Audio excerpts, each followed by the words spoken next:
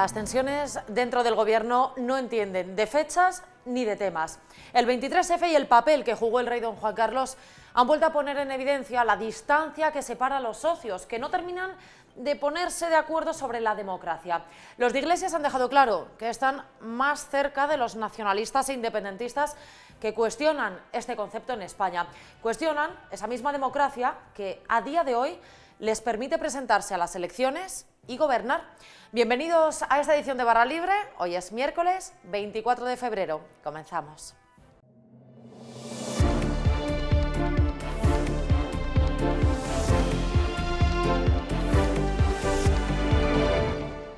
Saludos a todos los que nos ven y nos escuchan.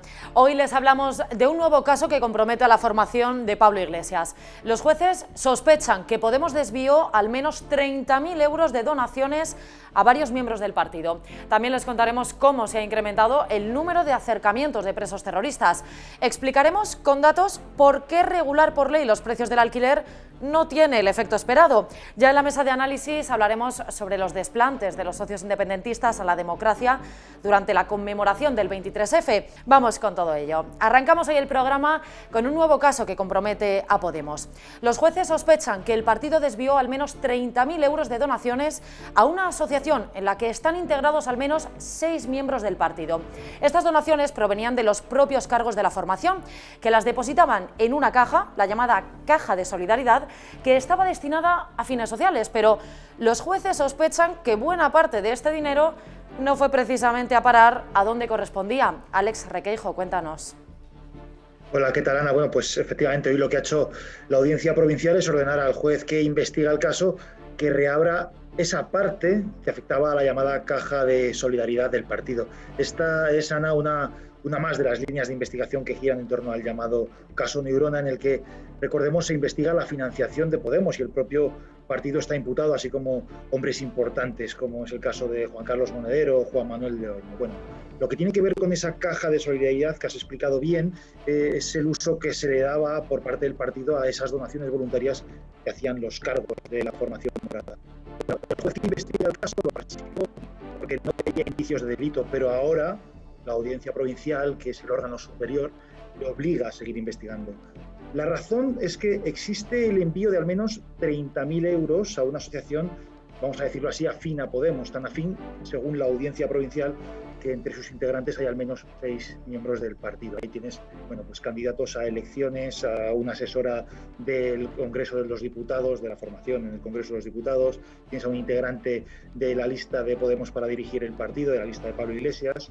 Bueno, ¿qué dicen los jueces? Los jueces lo que están diciendo ahora es que hay razones para pensar que se benefició a unos miembros del partido, algunos de ellos con cargos relevantes, estos son palabras textuales, y que se hizo en detrimento de otros. Bueno, pues por eso le pide al juez que llegue hasta el fondo para saber dónde acabó ese dinero, porque podríamos estar hablando de un delito de administración desleal, dice la autor. Y el caso se ha reabierto por la insistencia de la acusación particular, entre ellos Vox, ¿no?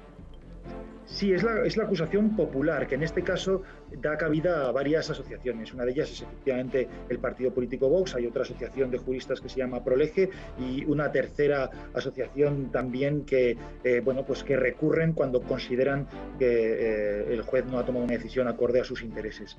En este caso es relevante, Ana, porque la decisión la ha aceptado la Audiencia Provincial de Madrid, haciendo caso a esas de acusaciones populares en contra del criterio no solo del juez instructor, sino también de la Fiscalía, que recordemos limita esta investigación solamente a la relación entre el partido y esa consultora mexicana llamada Neurona, por la que ha sido imputado Juan Carlos Monedero y tiene que declarar como investigado dentro de unos días. Gracias, Alex Requeijo, por esta información. Y la política de acercamiento de presos terroristas es un asunto especialmente sensible y las estadísticas reflejan una tendencia al alza. Desde 2018 se han ido autorizando cada vez más traslados de estos presos, que incluyen no solo a miembros de ETA, también hay de otros grupos como los Grapo. Gonzalo Araluce, cuéntanos. Efectivamente, pues estamos en una situación en la que estamos observando esa evolución creciente en los últimos años. Solamente en el año 2020 se acercaron a tantos presos terroristas como en los 2 años anteriores juntos. Unos acercamientos que, bueno, en la mayoría de los casos son presos de ETA y no dejan de ser polémicos, ¿Por qué? Porque muchos de ellos se llevan a cabo mediante la firma de supuestas cartas de arrepentimiento que incluso los tribunales han llegado a poner en duda. También las asociaciones de víctimas del terrorismo critican que estas cartas sean reales y que haya un verdadero arrepentimiento de los terroristas que propicia ese acercamiento a sus cárceles. Y algunos pueden interpretar quizá que estos acercamientos se pueden deber a los acuerdos a los que haya llegado el Gobierno con formaciones como Bildu, PNV. ¿Pero qué dicen desde el Gobierno? Efectivamente, tanto PNV como Bildu no esconden que el tema de la política penitenciaria y el acercamiento de los presos de ETA es uno de los ejes en los que se vertebra su agenda política. Y los dos partidos han sido clave en diferentes momentos del Gobierno actual, tanto para sacar adelante la moción de censura contra Pedro Sánchez como para aprobar los presupuestos generales del Estado. Las asociaciones, la VT, por ejemplo, también critica esta circunstancia, considera que se trata de un pago a Bildu para sacar adelante los presupuestos y que estos acercamientos corresponden a ello. El Gobierno niega la mayor. Marlaska dice que no se trata de ningún canje y que en todos los casos se trata de un seguimiento pormenorizado de cada caso y que en cada uno de ellos se cumplían los requisitos para llevar a cabo el acercamiento. Muchas gracias, Gonzalo. Les hablamos ahora de la vivienda. En octubre de 2020, en Cataluña, el Gobierno aprobó una ley para regular el precio de los alquileres. Pues bien, haciendo estadísticas y comparando con otras comunidades autónomas, podemos llegar a una conclusión, y es que regular el precio del alquiler, por ley, no tiene los efectos esperados. Joaquín Hernández. Efectivamente, o por lo menos hasta ahora no ha tenido los efectos esperados a un lado y al otro del sector inmobiliario. Se esperaba una contracción importante de la oferta ante la promulgación de la ley, cosa que no ha sucedido. Se ha estancado un poquito la oferta al mes posterior de la entrada en vigor de la ley, pero luego ha seguido creciendo con las causas derivadas de la pandemia. Y ha aumentado la oferta un 84%, según una de nuestras fuentes de información en Cataluña, y el precio ha caído un 12%.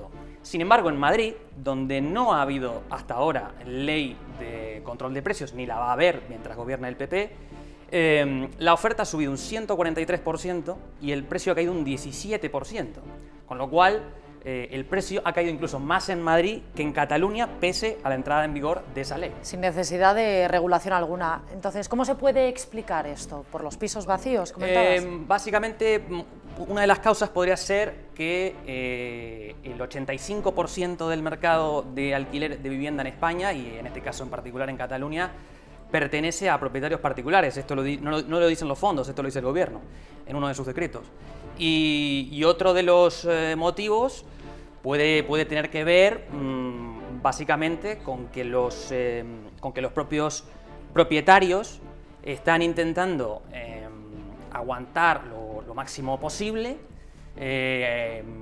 alquilar con el precio actual y no consiguen alquilar. Entonces bajan, pero al final la ley de la oferta y de la demanda es la que impera, ¿no? O sea, en Madrid, como lo decíamos antes, aumenta la oferta más que en Cataluña y al final los precios bajan más porque antes o después pues alguien tiene que pagar todos los derechos que tenemos y las obligaciones que nos ponen. Pues muchas gracias, Joaquín, por esta explicación, por este panel. Y ahora les queremos hablar de la carrera ferroviaria, porque el Gobierno planea gastar buena parte de los fondos europeos, que nos tienen que llegar hasta 140.000 millones de euros, en culminar esos proyectos como el corredor del Mediterráneo del Atlántico que llevan años y años prometiendo. Es una información de Alejandra Olcés. Alejandra, cuéntanos.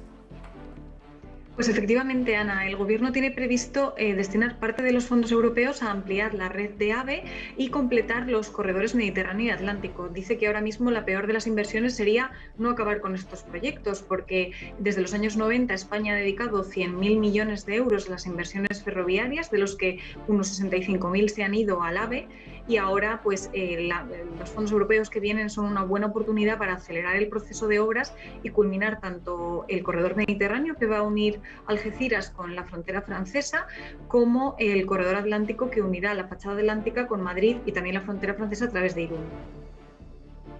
40.000 millones de euros que está previsto que vengan desde Bruselas. Parece que son la excusa perfecta quizá para culminar estas promesas, ¿verdad?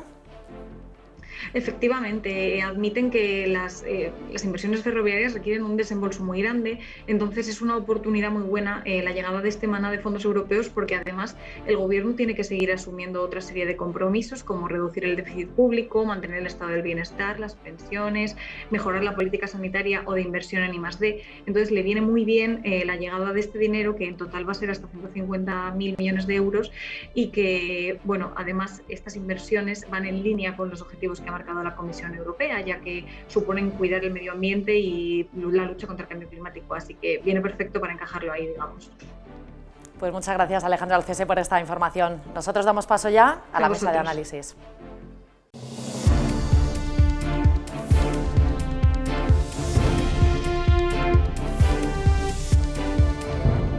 Los aires de consenso que se dieron hace 40 años después del intento de golpe de Estado, aquel 23F, podían haberse reproducido perfectamente en los actos de conmemoración que tuvieron lugar ayer en el Congreso de los Diputados. Sin embargo, parece que este acto sirvió más bien como escenario de reproches, incluso entre quienes han sido socios o amigos, compañeros, podemos decir, de gobierno. Y el mejor ejemplo es este documento que han firmado los partidos independentistas. En él cuestionan la Constitución, y entre estos partidos están Esquerra Republicana y Bildu, que apoyaron los presupuestos del actual gobierno de Pedro Sánchez. En la mesa de análisis está con nosotros Cristina Casabón. ¿Cómo estás, Cristina? Bienvenida. Gracias. Y Alberto Pérez Jiménez. ¿Qué tal, Ana? Bueno, Alberto, esto fue un escenario de lucha casi. Sí, han saltado por los aires, precisamente esos aires de reconciliación que había en el régimen del 78, que llaman ellos. Han dejado una paradoja, han dejado claras tres cosas. Por un lado, quiénes apoyan a este gobierno, quiénes son los socios en los que este gobierno se basa para sacar adelante, por ejemplo, los presupuestos. Luego han dejado otra paradoja, y es que denuncian un régimen que es precisamente el que le permite que estos 7 políticos estén en la sede donde se representa al pueblo español diciendo lo que han dicho. Es gracias a este régimen del 78 que ellos denuncian. Y luego la tercera paradoja es una que nos pilla a nosotros muy de cerca, a los periodistas, porque estos supuestos nuevos demócratas que denuncian siempre tienen el fascismo, no se le cae de la boca. Cuando se les ha pedido, la prensa ha pedido hacerles preguntas y que hicieran declaraciones en castellano, por un lado no han querido hacer declaraciones en castellano y segundo no han aceptado preguntas. Y ha tenido que ser un veterano periodista, precisamente el único que vivió la entrada de Tejero en el Congreso, un compañero nuestro, columnista de Voz Populi, Miguel Ángel Aguilar, quien ha puesto el grito en el cielo diciendo que ya estaba bien de que les hicieran a los periodistas como decorados. Precisamente él, que cuando entró Tejero en el Congreso, intentó negociar con los guardias civiles que había allí para que le dejaran quedarse y contar a la gente lo que estaba pasando dentro. No le dejaron los guardias civiles y no les han dejado estos supuestos defensores de la democracia y que denuncian el régimen del 78. Fíjate, un documento del que se ha desmarcado Podemos, ¿no? Sí, bueno, Podemos forma parte de esta contraélite caprichosa, ¿no?, que no sabe lo que es la democracia. Y bueno, básicamente están denigrando un sistema democrático y luego cuando llegan a las instituciones, afortunadamente, no saben tampoco defender sus propuestas y tampoco su trayectoria es como un ejemplo a seguir, ¿no? Entonces, lo que estamos viendo además, que a mí me ha chocado mucho, es una especie de teorías conspirativas que rozan un poco la irracionalidad, porque si vamos a hacer un revisionismo, tenemos que hacer un revisionismo basado en los hechos y que tiene que ser un ejercicio serio, ¿no?, por así decirlo. Lo que no podemos hacer es, basados en mitos, decir que, por ejemplo, el golpe es una operación de Estado para blanquear al régimen del 78, ¿no?, como se está sugiriendo. También se está sombreando todo el propio proceso de la democracia. Esto está implicando también a la izquierda. ¿Por qué? Porque el PSOE es uno de los partidos bueno, que tiene una marca de partido y tiene una historia, ¿no?, que durante la transición tuvo un papel crucial. Entonces, cuando están denigrando el proceso de la transición, también están denigrando a la izquierda. Sí, pero es curiosamente que estos, que son los que se llenan la boca con las fake news y aquel ministerio de la verdad que querían hacer, no se empachan en decir cada 2 por 3 con lo que tú has dicho, ¿no?, que el golpe del 23F estaba preparado desde las ergástulas del poder, o de que el propio rey emérito fue el que más o menos estaba en el ajo para luego reivindicarse como el salvador de la democracia. Le da lo mismo. Hoy Pablo Iglesias ha aprovechado 5 minutos antes de la llegada del rey para soltar sus 5 minutos de gloria y denunciar desde otra nueva fake news que lleva repitiendo estos días, que es que en España no hay democracia plena y que se puede ir a la cárcel simplemente por cantar o por decir un tuit, algo que es mentira. De hecho, tenemos aquí ahora mismo las declaraciones que realizó Pablo Iglesias denunciando, lo escuchamos. Bueno, creo que hay muchos ciudadanos a los que les llama la atención que en este país se pueda ir a la cárcel por escribir un tuit o por hacer una canción, mientras el anterior jefe del Estado está huido en los Emiratos Árabes. Creo que eso genera una situación de alarma. Alarma es escuchar de boca de un vicepresidente del gobierno una fake news de esta manera, porque el señor Hasél no va a la cárcel por un tuit ni por cantar una canción, bastante mal por cierto, que rapea. Él va a la cárcel por acumular condenas, por exaltación del terrorismo, por un delito de odio, por amenazar a un testigo o por pegar a un periodista. Por eso se va a la cárcel, no por lo que dice el señor vicepresidente del gobierno en las escaleras del Congreso. Totalmente, porque es que estamos hablando todo el rato, ya no solo de fake news, sino de errores interesados, ¿no? Yo cuento una versión de la verdad que no tiene ningún tipo de base en los hechos reales, ¿no?, de lo que está pasando. Entonces, claro, llega un punto que yo estoy preocupada, yo hablo desde mi generación, ¿no?, de cómo creo que nuestra generación, si no tiene un conocimiento de lo que es la democracia liberal, si no tiene una cultura democrática, cómo va a lidiar con estos líderes que están erosionando la democracia desde dentro. Y claro, es que mucha gente se piensa que las democracias se destruyen, pues imagínate, con tanques soviéticos entrando en Praga o con un Tejero con un arma entrando en el Congreso, pero es que hoy en día las democracias se erosionan por los intangibles. Y con los intangibles me refiero a este tipo de declaraciones, a una polarización, a un desprestigio ya no solo de los partidos de la oposición, sino del jefe de Estado, de la democracia. Y curiosamente llega estas declaraciones unas horas antes de que la Comisión de Justicia del Parlamento, del Europarlamento, tuviera que decidir si se levantaba la inmunidad o no a Puigdemont. Y tener a un vicepresidente del Gobierno de España diciendo que en España no hay una democracia plena, que se puede encarcelar, se va a la cárcel porque no hay libertad de expresión, pues yo me imagino que nuestros eurodiputados de la comisión que estaban en el Parlamento votando en ese momento el informe, no creo que deben estar muy contentos. De hecho, los abogados de Puigdemont y de todos los huidos a Bélgica siempre aprovechan este tipo de declaraciones para incluirlas en la defensa de cara al proceso que se está llevando en la justicia belga para resolver la euroorden. Y parece además también que el acto de ayer se tuvo que utilizar para reivindicar la figura del rey, como comentabas, ¿no? Escuchábamos ayer a Felipe VI. El rey Juan Carlos I asumió como jefe del Estado su responsabilidad y su compromiso con la Constitución para que se tomaran, y cito textualmente, todas las medidas necesarias para mantener el orden constitucional dentro de la legalidad vigente. Su firmeza y su autoridad fueron determinantes para la defensa y el triunfo de la democracia. Bueno, Alberto Pérez Jiménez, brevemente. Pues nada, que tampoco le ha gustado al vicepresidente del Gobierno el discurso del rey, porque ni lo aplaudió al de Felipe VI, ni aplaudió al de Meritxell Batet. Cristina.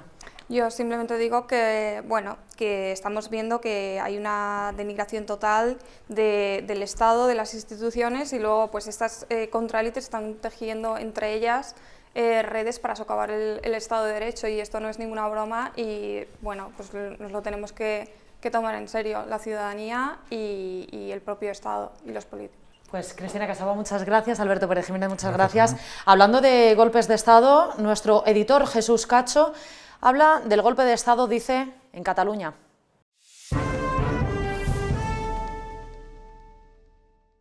Ayer conmemoramos el 40 aniversario del golpe de Estado del 23F, una ocasión que sirvió para que unos señores que se asientan en el Parlamento dejaran constancia por escrito de su voluntad de acabar con el régimen del 78.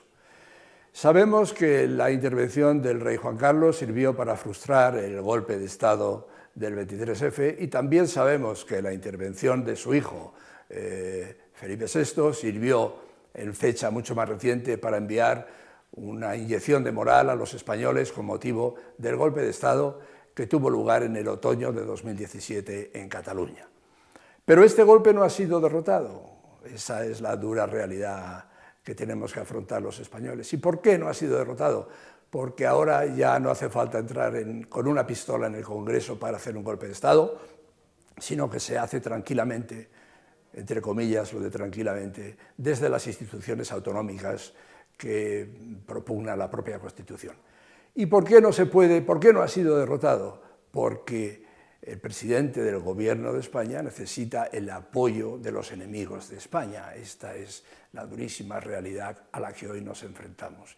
Es decir, que los golpistas de hoy, los golpistas modernos, tienen en la Moncloa a un amigo, entre comillas. Y esa es la tarea a la que estamos todos convocados, a la necesidad, a la obligación moral, a la obligación política de acabar con este nuevo golpismo que está teniendo lugar en Cataluña. Bueno, y queremos despedir esta edición de Barra Libre con una imagen, la de la misión Perseverance, que aterrizó el pasado jueves en Marte. Gracias a ella podemos ver los primeros vídeos en alta definición del planeta rojo.